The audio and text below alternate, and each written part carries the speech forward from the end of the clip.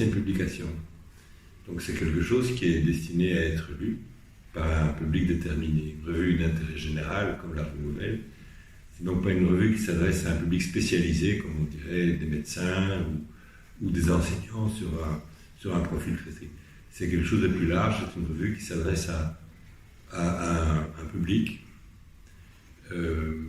et qui entend y présenter des idées, des positions et des analyses, et l'ambition de participer au-delà de ça au débat plus largement sur diverses questions dans la société elle-même.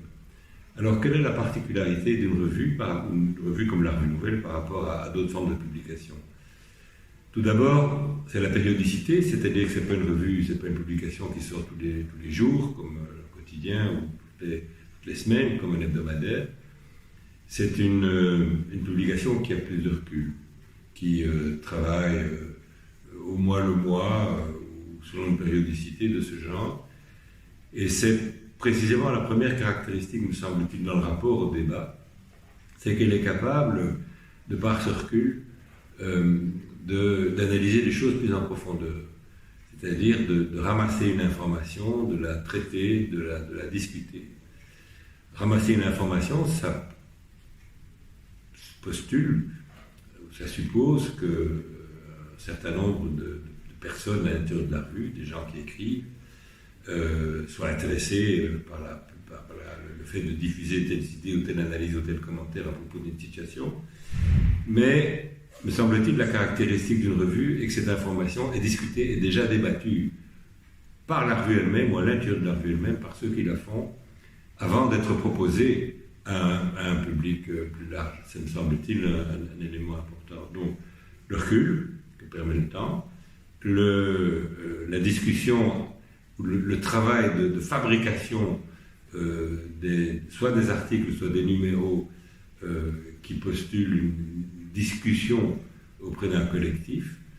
Et troisièmement, une troisième dimension, me semble-t-il, importante de la revue, qui est quelque part une des conditions de sa crédibilité, au-delà de l'intelligence des articles qu'elle propose ou des publications qu'elle propose, c'est aussi son indépendance.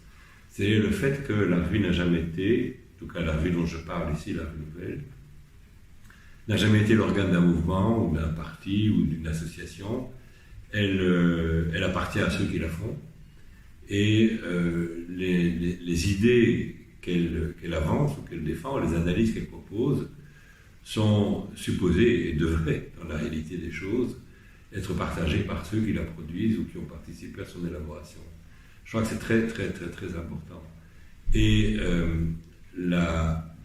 l'utilité d'un travail de ce genre dans le débat public en général, me semble-t-il, et précisément tient dans ces trois caractéristiques. D'une part, d'offrir un travail de qualité de par le recul qu'on a pris, la capacité qu'on a eu de réunir le concours de diverses personnes, de divers talents autour d'une question ou d'un problème. Deuxièmement, le fait on alimente un débat à partir d'un débat ou d'une discussion. Je veux dire que la discussion à l'intérieur de la revue au sujet de l'un ou l'autre article ou de l'un ou l'autre ensemble, plus exactement ici des dossiers par exemple, suppose cette préparation, ce travail préalable en amont de la publication, et avant précisément que ne soient soumis au débat public les idées qu'on y défend, et troisièmement l'indépendance, qui me semble très importante. Voilà, pour l'essentiel, je crois, ce qui justifie qu'une revue comme celle-ci participe ou soit utile dans le débat public de manière plus générale.